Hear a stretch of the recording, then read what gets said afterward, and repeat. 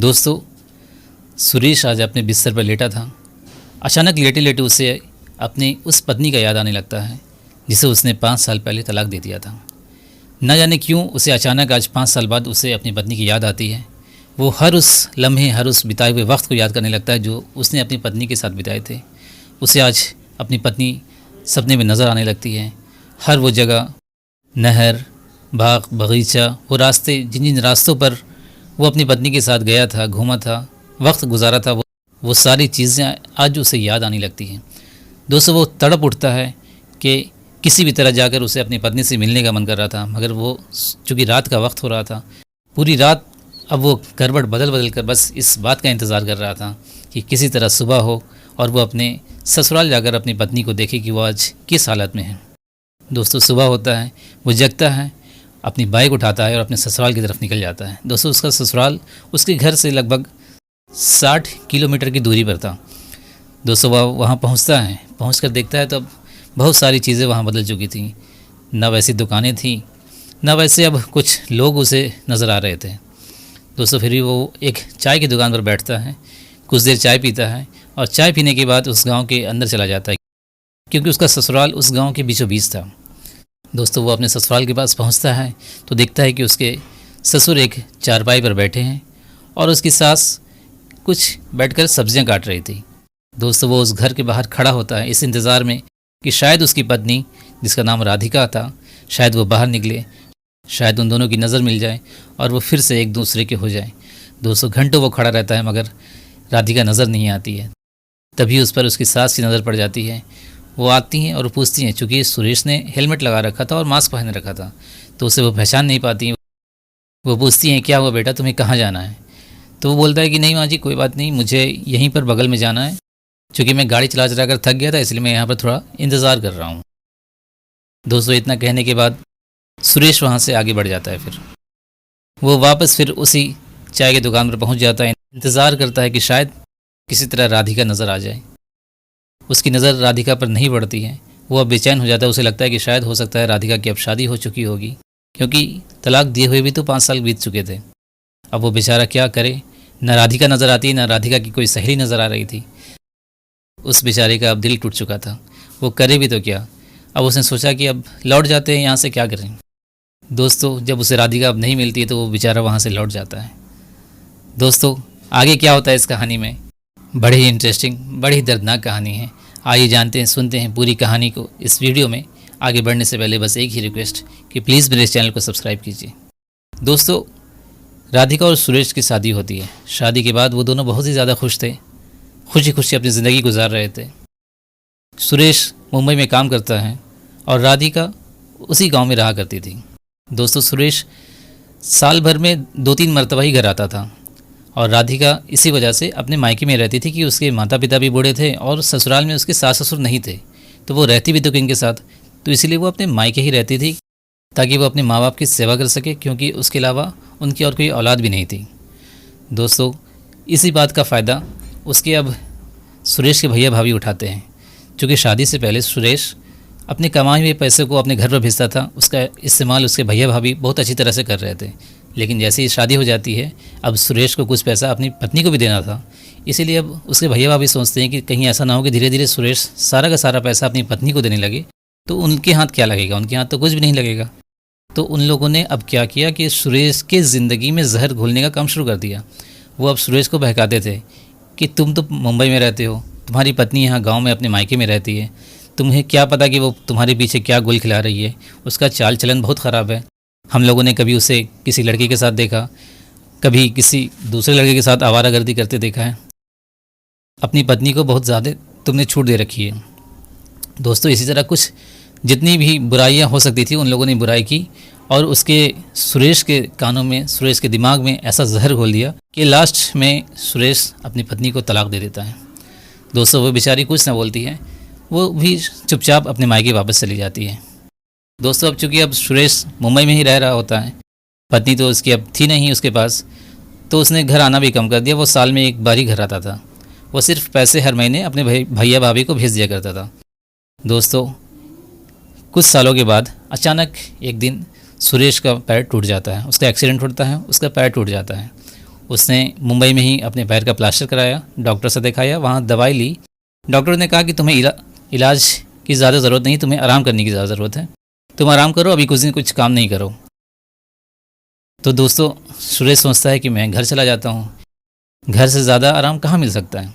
तो वो वापस चला आता है अपने गाँव कि भैया भाभी के पास रहूँगा, वक्त पर खाना मिल जाया करेगा, आराम करूँगा, कुछ रिश्तेदारों से बातचीत भी होती रहेगी, यहाँ पराए जगह पर रह कर क्या करूँ। दोस्तों वो चला आता है अपने गांव। जैसे ही उसके गांव में उसे भाई भाभी देखते हैं कि ये इसका एक्सीडेंट हो गया और ये गांव आ गया है, वो लोग उसे बोलते हैं कि सुरेश तुम्हें तो मुंबई रह के ही इलाज कराना चाहिए था, यहाँ कौन डॉक्टर है जो तुम्हारा इलाज करेगा। वो बोलता है कि भैया भाभी मैं यहाँ इलाज कराने नहीं आया हूँ, डॉक्टरों ने मुझे बस दवाइयाँ दी हैं, मैं दवाई ले रहा हूँ और उन्होंने कहा है कि बस आराम करना है और वक्त पर खाना खाना है, तो इसीलिए मैं यहाँ आ गया कि आप लोगों के साथ रहूँगा तो वक्त भी कट जाएगा और टाइम टाइम पर मुझे खाना पीना भी मिलता रहेगा। दोस्तों 2-3 महीना वो रुक जाता है। 2-3 महीना रहने की वजह से वो काम तो कर नहीं रहा था, उसे पैसे मिल नहीं रहे थे। अब इसके भैया और भाभी का असल चेहरा सामने नजर आता है। धीरे धीरे अब इसे ये ज़ोर ज़बरदस्ती करने लगते हैं कि सुरेश बहुत हो गया, 2-3 महीना से तुम यहाँ हो, कमा नहीं रहे हो, घर कैसे चलेगा, तुम यहाँ लेटे रहोगे तो खाना खर्ची कैसे होगा। उसकी भाभी बोलती है कि तुम्हारे भैया इतना कमाते नहीं कि घर चले, तुम जाओ और जाके वहाँ आप काम करो सुरेश, लेटे लेटे कुछ नहीं हो सकता है। दोस्तों वो उससे बहुत इस बात का मलाल हो जाता है, बहुत अफसोस लगता है कि जिन लोगों के लिए मैंने इतना किया, हर महीने कमा कर मैं इन लोगों को पैसा भेजता रहा, आज 2-3 महीने जब मैं यहाँ पे लेटा हूँ तो इनसे बर्दाश्त नहीं हो पा रहा है। दोस्तों वो एक दिन गुस्सा में बोल देता है कि मुझे आप लोगों से कोई मतलब नहीं और आज के बाद मैं कमा कर आप लोगों को एक पैसे भी नहीं दूंगा, आज से आपका रास्ता अलग और मेरा रास्ता अलग। दोस्तों वो अपने रिश्तेदारों को बुलाता है और अपने उस घर में बंटवारा करवा लेता है। बंटवारा कराने के बाद जो हिस्सा उसे मिलता है उस हिस्से में वो अपना घर बनवाना शुरू करता है। चूँकि सुरेश पैसा कमाता था तो उसने कुछ पैसे बचा के रखे भी थे, तो उस पैसे से अब वो अपना घर बनवाने लगता है।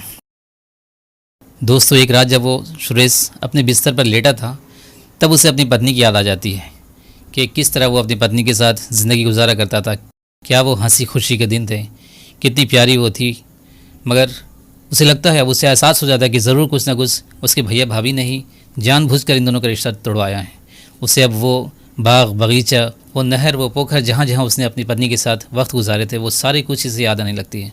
दोस्तों वो उस पूरी रात छटपटाता है, सुबह उठता है, अपनी गाड़ी उठाता है और अपने ससुराल चला जाता है।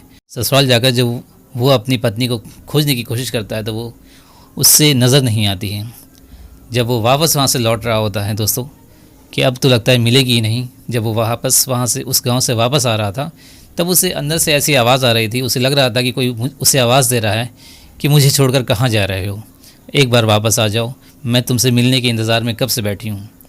तो दोस्तों उसे एहसास होता है कि अब तो मैं ससुराल से वापस जा ही रहा हूँ, राधिका नज़र आई नहीं, एक बार फिर से मुड़कर देख लेता हूँ, शायद कहीं मिल जाए। दोस्तों जैसे वो पीछे मुड़ता है तो एक बगीचा होता है जहाँ वो गर्मियों के दिनों में राधिका के साथ आता था, बैठता था। तो वो देखता है कि उस बगीचे में एक औरत बैठी है, कुछ बकरियां वहाँ पर हैं। दोस्तों वो नज़दीक जाता है उस औरत की, वो सोचता है कि शायद इस औरत से कुछ पता चल जाए राधिका के बारे में। जब उस औरत के नज़दीक वो जाता है दोस्तों तो उसकी आंखें फटी की फटी रह जाती हैं, वो अपना होश खो बैठता है दोस्तों, क्योंकि वो औरत कोई और नहीं राधिका थी। दोस्तों राधिका को इस हालत में देखकर आज भी वो इतनी ही मासूम, उतनी ही खूबसूरत, उतनी ही अच्छी लग रही थी। वो जब उसे देखता है तो उसकी आंखों से आंसू निकलने लगता है। तो चूँकि सुरेश ने मास्क लगाया हुआ था और ऊपर से हेलमेट पहना हुआ था तो राधिका उसे पहचान नहीं पाती है। राधिका उसकी तरफ देखती है मगर फिर वो अपने बकरियों में लग जाती है, उसे लगता है कोई आया होगा। फिर सुरेश उससे पूछता है कि ये बकरियां किसकी हैं, तो वो बोलती है ये मेरी बकरियां हैं। तो सुरेश बोलता है कि क्या मुझे इसमें से एक बकरियां मिल सकती है। तो राधिका ने जवाब दिया कि नहीं, अभी ये बहुत छोटी हैं, मैं अभी इन्हें नहीं दे सकती हूँ। दोस्तों इसी बातचीत में राधिका को कुछ एहसास होता है कि ये आवाज़ हो ना हो सुरेश की तरह आवाज़ है। वो उस आदमी को बोलती है कि आप ज़रा अपना हेलमेट हटाइए। तो वो बोलता है भाई मैं तुम्हारी बकरियां चुराने नहीं आया हूँ, मैं तो बस यूं ही पूछ रहा था। वो बोलती है नहीं, आप अपना हेलमेट हटाइए। दोस्तों जैसे ही सुरेश अपना हेलमेट हटाता है राधिका फूट फूट कर रोने लगती है। वो दौड़ कर उसके पास जाती है, उससे गले से लिपट जाती है। वो बोलती है कहाँ थे इतने दिन, क्यों मुझे छोड़कर चले गए, मेरा क्या कसूर था, एक बार आके हमसे बात तो करते। वो दोस्तों रोती ही जाती है। सुरेश उसे चुप कराने की कोशिश करता है मगर वो चुप नहीं होती है। वो बार बार उसे गले से हटती, फिर उसे निहारती, अपनी आंखों से देखती उसे बार बार, फिर उसे गले में लिपट कर रोने लगती थी। दोस्तों सुरेश अब उसे चुप कराता है कि चुप हो जाओ, अगल बगल में देखो औरतें बैठी हैं, देखेंगी तो क्या बोलेंगी। तो वो बोलती है नहीं, तुम मुझे छोड़कर क्यों गए बताओ। दोस्तों ऐसा इसकी बात चल ही रही थी कि वहाँ से कुछ औरतें उठकर आती हैं इसके पास। उनमें से एक औरत जो थी वो राधिका की चाची थी। राधिका की चाची आकर बोलती हैं कि बेटा तुम इसे क्यों छोड़कर चले गए, देखो तुम्हारे जाने के बाद आज 5 साल गुजर गए हैं, आज भी वो तुम्हारे नाम का ही सिंदूर लगाती है। हम लोगों ने कितना बार मना किया कि क्यों लगाती है बेटा, तुम्हारे पास तो सुरेश अब है नहीं। मगर राधिका हमेशा बोलती थी मेरे पास नहीं है मगर इस दुनिया में तो हैं, कहीं ना कहीं तो हैं, मैं इसी बहाने उन्हें याद कर लिया करती हूँ। दोस्तों सुरेश बोलता है कि मैं इसे लेने आया हूँ। राधिका बोलती है कि मेरे बूढ़े माता पिता हैं, उनके इस आखिरी वक्त में छोड़कर मैं कहाँ जाऊँगी। तो सुरेश बोलता है कि मत घबराओ, मैं तुम्हें और तुम्हारे साथ तुम्हारे माता पिता को भी ले चलूँगा, मैं घर बनवा रहा हूँ, हम लोग सारे लोग वहाँ पर साथ साथ रहेंगे। दोस्तों घर बन जाता है 1 महीने के बाद। सुरेश अब राधिका और उसके माता पिता को सबको लेकर अपने घर चला जाता है। जैसे ही इस बात की खबर अब सुरेश के भाई और भाभी को लगती है, वो सब आते हैं इसके घर पर, बोलते हैं कि क्यों तुम इस औरत को वापस ले आए, 5 साल जब तुमने इसके साथ वक्त नहीं गुजारे, न जाने इसने क्या क्या किया, किसके साथ गुल खिला रही होगी, इसका चाल चलन ठीक नहीं था। तो सुरेश बोलता है कि आप लोगों को आज के बाद मेरे इस दरवाजे पर आने की ज़रूरत नहीं है, ये मेरी बीवी है, मैं जानूंगा इसके साथ कैसे रहना है, क्या करना है। तो आज से आप लोग मेरी ज़िंदगी में दखल अंदाज़ी देना बंद कीजिए। दोस्तों अब उनके भैया और भाभी को एहसास हो जाता है कि अब उन लोगों की दाल यहाँ नहीं गलने वाली है। वो लोग चुप से वहाँ से हट जाते हैं। अब खुशी खुशी सुरेश और राधिका अपनी ज़िंदगी गुजार रहे हैं। दोस्तों बड़ी ही दर्दनाक कहानी थी मगर इसका अंत बड़ा ही अच्छा होता है। अब दोनों पति पत्नी मिलकर अपनी आगे की ज़िंदगी खुशी खुशी गुजारते हैं। तो दोस्तों कैसी लगी आपको ये कहानी? अगर ज़रा भी अच्छा लगा हो तो प्लीज़ मेरे इस चैनल को सब्सक्राइब कीजिए। मिलते हैं आपसे अपने किसी नेक्स्ट वीडियो में, तब तक के लिए नमस्कार।